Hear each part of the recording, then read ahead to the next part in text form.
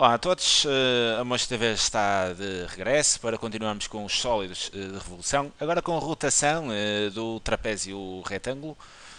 Bem, vou voltar a definir em todos os vídeos, mas alguns de vós podem começar por aqui, né? Então é sempre importante definir em primeiro lugar o que é um sólido de revolução, ok? E um sólido de revolução é exatamente um sólido que é gerado pela rotação de uma determinada figura geométrica, fazendo uma rotação de 360 graus, ou seja, uma volta inteira, em torno de um dado eixo. Bem, o desafio consiste em determinar o volume do sólido gerado pela rotação do trapézio retângulo ABCD, há de ser este trapézio aqui a cinzento, em torno do eixo BC. Ok? Então, o trapézio vai fazer uma rotação deste tipo, de 360 graus. Aqui a estratégia passa sempre, em primeiro lugar, por perceber qual é o sólido que será gerado por esta rotação de 360 graus do trapézio retângulo. Bem, eu coloquei aqui estas linhas auxiliares para percebermos a rotação. Eu penso que dá para perceber aqui bem que isto dará exatamente um cone, mas um cone truncado, ok? Vêm por aqui, né? Estou a colocar aqui várias posições do trapézio. Ao fazer a rotação toda, obtém então um cone truncado. Mas tem uma rotação um pouco mais difícil de perceber. Se então colocar aqui uma fotografia ou uma imagem retirada do Google, que poderá ajudar a perceberem, né? Aqui este trapézio vai fazer então a rotação de 360 graus e vocês obtêm exatamente aquilo que chamamos de cone truncado. Ok? Cone truncado há de ser o tronco de um cone. Por exemplo, se pegarem então num gelado em forma de um cone, partirem a ponta do gelado, obtêm exatamente aquilo que se chama em geometria de cone truncado. Bem, precisamos então de fazer o cálculo desse volume e eu penso que vós já estão familiarizados com este tipo de estratégia para calcular cones truncados ou pirâmides truncadas. A estratégia passa sempre por imaginar o tronco do cone, mas com a ponta. Okay? Esta ponta não existe, mas nós vamos imaginá-la porque ela vai permitir então determinar o volume desse cone, desse tronco, peço desculpa. Imaginem no gelado, vocês partiam a ponta, ficavam então com o tronco e depois queriam perceber bem como é que eu vou calcular o volume agora do cone truncado.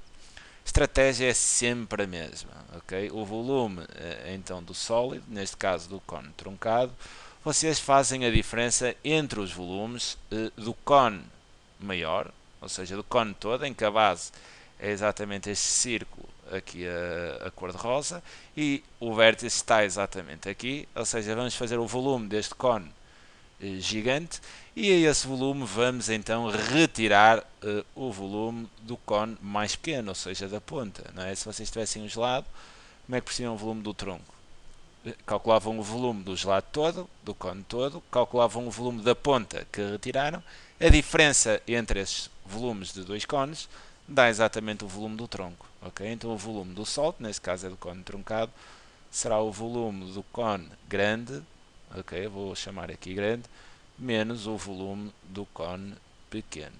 Okay? E é esta diferença exatamente entre os dois cones, entre o volume dos dois cones, que me vai dar o volume do cone truncado. Bem, é preciso aqui saber que o volume do cone é igual a 1/3 da área da base vezes a altura. E é preciso também saber que a área da base, sendo um círculo, é dada como πr². Bem, vou agora posicionar os dados que temos aqui. Sabemos que o trapézio é exatamente retângulo ali em B. Sabemos que esta medida da ATB são exatamente 4 unidades e sabemos que esta medida são 2 unidades. Bem, a área da base dos dois, temos aqui o raio, não é? Temos aqui o raio, que neste caso é 2 e ali é 4, não há problema. O nosso problema mais chato será determinar aqui esta altura, porque ela não se apresenta aqui. Sabemos ainda que BC daqui a aqui são exatamente 5 unidades. Mas é preciso ter atenção que esta medida de BC nem é a altura do cone maior, nem é a altura do cone mais pequeno. Okay? Vai ajudar a saber, mas para já não é a altura de nenhum dos dois. Okay? Como é que fazíamos isto? É simples, porque eu vou dividir aqui, imaginem que eu fazia aqui um corte no cone e ficava, depois olhava não é? E ficava exatamente com este triângulo que eu estou aqui a desenhar a verde. E este triângulo é um triângulo engraçado, porque eu, se dividir por aqui, eu apanho dois triângulos semelhantes, ok? Tem aqui este ângulo 90 graus, está ali o ângulo 90 graus, e este ângulo aqui há de ser comum aos dois triângulos, logo os dois triângulos são semelhantes, e sendo semelhantes, eu estou em condições de aplicar a semelhança de triângulos, e é isso que me vai permitir determinar exatamente a altura, quer a altura toda, quer a altura desta ponta, não é? Da ponta aqui do cone. Bem, como é que fazemos isto? Primeiro é importante definir exatamente as medidas direitinho, ok? Bem, estou aqui à procura de uma cor, pode ser, não queria misturar com gel alguma que meti ali, não interessa, há de ser azul. Bem, eu vou chamar aqui esta altura toda como x.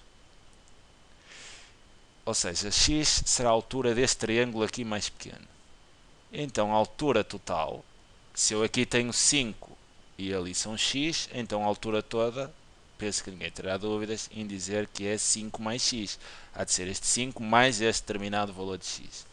Bem, eu vou desenhar aqui o triângulo, porque já começa ali a ficar com muita coisa e depois pode ser um pouco mais difícil de perceber. Temos então aqui a reprodução deste triângulo verde, tem então aqui aquela divisão, que há de ser o raio aqui desta circunferência, sei que isto é 2, sei que isto é 4, sei que isto aqui é x, e sei que esta altura toda, ou seja, lá de baixo até cá acima, será 5 mais x.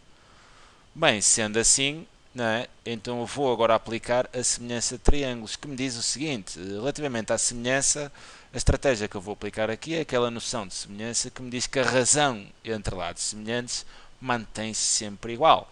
Ou seja, a divisão entre o comprimento destes dois lados há de ser igual à divisão entre as duas alturas. E é partindo dessa noção que eu vou determinar o valor de x. Okay?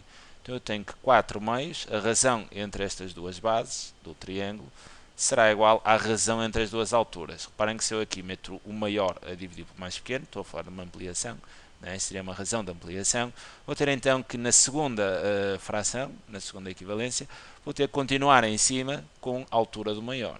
Okay? Então terei 5 mais x sobre aquele valor de x. O que vou agora aplicar aqui é a noção de lei fundamental das proporções, porque o que obtemos aqui, sendo a razão igual, né, obtemos aqui duas frações equivalentes. Então eu posso pensar nesta igualdade como sendo uma proporção.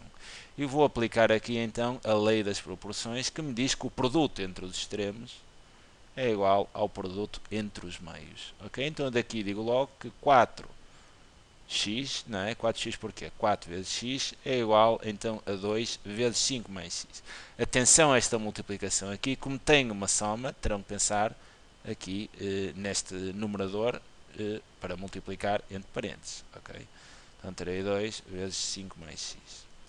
Bem, agora estão aqui numa equação, vamos lá resolver isto, tirar parênteses, fazendo a distributiva, tenho então 4x igual a 2 vezes 5, 10, 2 vezes x, então terei mais 2x, menos 2x passa para lá, a subtrair, terei 4x menos 2x, o que terei então 2x igual a 10, perceberam isto, né? Retiro aqui, para quem não tenha entendido isto, o que eu faço aqui é eliminar aqui o 2x, e então elimino também deste lado, não é? Método da compensação, que eu introduzo aqui, no primeiro membro. Isto aqui dá 0 e ficamos com 4x menos 2x, o que dá 2x. Okay? Daqui tiramos a conclusão que x é igual a 10. Não é? Divido agora tudo por 2. Está 1 e tenho aqui 10 meios, ou seja, x dá 5. Então, determinei aqui que este x é igual a 5. Então, se este x é 5, a altura toda será 5 mais 5, ou seja, 10. Já tenho as alturas, tenho os raios, agora é só mesmo aplicar a fórmula dos volumes. Okay? Vou então aqui, deixa-me só colocar aqui os valores. Isto aqui é 4, isto aqui são 2, isto aqui são 5 centímetros e esta altura toda são os meus 10 centímetros. Vou calcular então aqui o volume do cone grande, okay, que é a área da base vezes a altura. Vou ter que calcular aqui a área da base, do grande, atenção. Π vezes o raio ao quadrado. Se o raio é 4, então terei π vezes 4 ao quadrado. Sei então que a área da base do grande é 16π. Ok?